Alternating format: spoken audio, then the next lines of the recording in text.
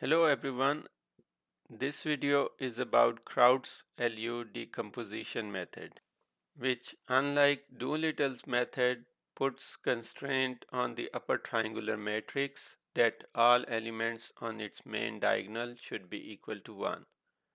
The product of the lower and upper triangular is the matrix on the right hand side. The main steps followed remain the same except a few changes. We compute the elements of the lower and upper triangular matrix and store these elements in a mixture matrix. The forward substitution is then performed, and finally we perform the backward substitution to find the solution.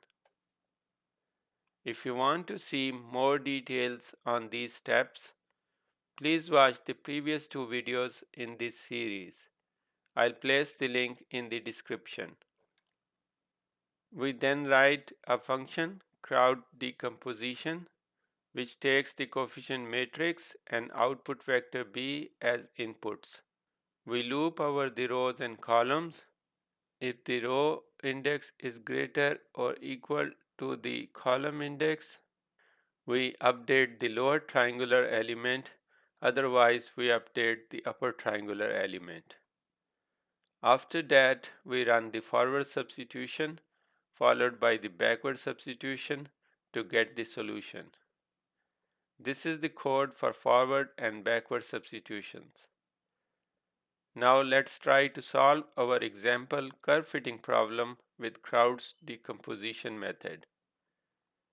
In the curve fitting code, we again make two changes, one to import Crout decomposition function and other to use this function to get the solution, which is the same as we got in other previously discussed methods. That is, a is equal to 3, b is equal to -2, c is equal to 4. In the next video, we look into Cholesky's decomposition method. Thanks for watching. Please subscribe and see you in the next video.